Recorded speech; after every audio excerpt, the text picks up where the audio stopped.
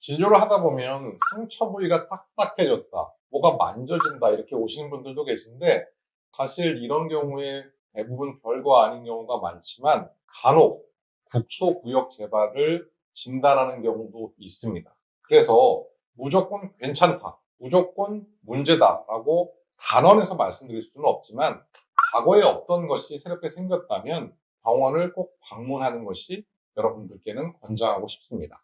병원에 오셨던 분들의 사진을 잠깐 좀 보여드리면, 과거에 이렇게 전절제했던 흉터가 보이시겠죠? 그 가운데 부분에 뭔가 좀 켈로이드 같기도 하고, 아니면 비유성 반응 같은 그런 상처 부위라고 생각되는 그런 것이 있는데, 사실 지금 보면 원래는 이분의 히스토리를 보면 원래는 이렇게 일자로 선밖에 없었던 부분에 뭔가가 생겼다는 것이에요. 이렇게 원래 처음부터 수술하자마자 뭐 6개월에 걸쳐서 서서히 비유성 반응이 생기거나 켈로이드가 생긴 경우에는 사실 별게 아닐 가능성이 많지만, 이분처럼 그냥 일자로 예쁘게 상처가 아물었는데 이렇게 흉터 부위에 뭐가 생겼다면 이거는 재발을 꼭 의심해 보아야 합니다. 꼭 조직 검사를 해야 하는 것이고요. 이분은 네유림프절에 재발이 되신 분인데, 네유림프절은 이 흉골의 그렇게 바깥쪽, 각각의 흉골의 바깥쪽의 안쪽, 갈비뼈의 안쪽에 있는 경우인데, 사실 웬만큼 커지지 않고서는 이렇게 튀어나오는 경우는 거의 없습니다. 그래서 사실 밖에서 만져서 네유림프절의 전이를 진단하는 것은 굉장히 어려운 일인데, 이렇게 이 정도로 커졌다면 적어도 5cm 이상 커진 경우를 이야기하거든요. 그래서 이쪽 쇄골의 이쪽 바깥쪽에 뭔가가 느껴진다, 뭔가가 자꾸 이렇게 자라고 있는 것 같다, 원래부터 갈비뼈가 튀어나와 있는 그런 거 말고 원래는 평평하던 가슴이었는데 뭔가가 이렇게 튀어나오고 있다라고 하면 네유림프절의 재발도 의심해 봐야 하는 것이죠. 그래서 국소구역 재발, 사실은 상처 부위에 뭐가 만져지는 경우에 대부분 별게 아니거나, 아니면 또 흔한 거는 지방괴사 같은 것이 있을 수 있는데, 이런 경우도 간혹 있다는 거에서 꼭 무시하지는 마시고요. 문제가 있다면 꼭 병원을 방문해 보시길 바랍니다.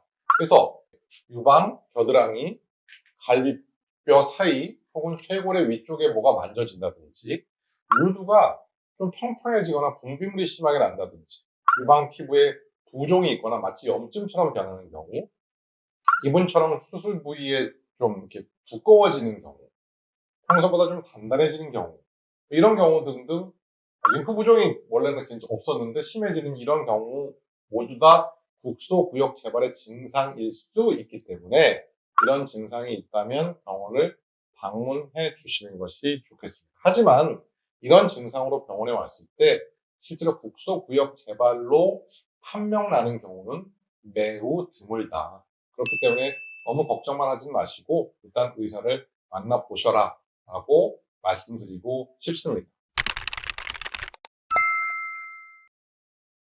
그럼 원격 재발의 경우에는 어떤 증상이 있을까요? 가장 흔한 게 우리가 뼈라고 말씀드렸잖아요. 뼈는 전이가 발생한다면 통증이 생깁니다. 그러니까 원래는 없었던 뼈 부위의 통증, 관절통 말고, 관절은 꺾이는 부위잖아요. 이런 데 말고 팔이 갑자기 아픈 거예요. 이 부위가. 혹은 대퇴골이 아픈 거예요. 혹은 갈비뼈가 아픈데 이 통증이 한 3주 정도 지나도 좋아지지 않고 점점점 심해진다면 뼈의 전이를 의심해 볼 수 있습니다. 또 뼈 전이가 심한 경우에는 뼈가 부러지는 경우도 있겠죠. 그래서 예기치 않았던 골절이 있다면, 갈비뼈도 사실 잘 부러지는 곳인데 갈비뼈도 갑자기 골절이 생겼다면 역시 전이 유무를 판단을 해 봐야 된다는 것이죠.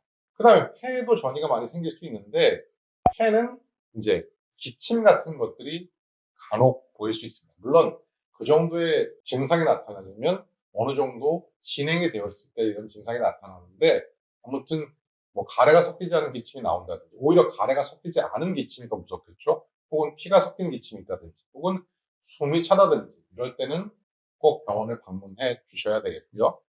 또 뇌 전이가 있는 경우에는 극심한 두통, 지속적인 두통, 이런 것들이 있을 수 있겠죠. 그래서 일반적인 신경과적인 질환인 경우가 많지만 심한 두통이 역시 오래된 경우에는 꼭 병원을 방문해 주셔야 된다는 것이고요.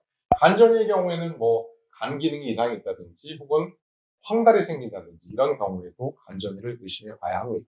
또 극히 드물지만 체중이 갑자기 감소한다든지 뭐 식욕이 떨어진다든지 했을 때도 원격 재발의 증상이라는 거 꼭 잊지 마시고요. 뭔가 의심되는 게 있다면 주위 분들 혹은 유방암 이야기 네이버 카페 이런 데 들어가서 물어보지 마시고 병원에 오셔서 담당 주치의에게 상의하셔라 라는 말씀을 드리고, 요즘은 또 새로운 치료 방법들이 많이 나오기 때문에 빨리 또 재발을 진단하면 더 좋은 치료 성적을 기대해 볼 수 있습니다.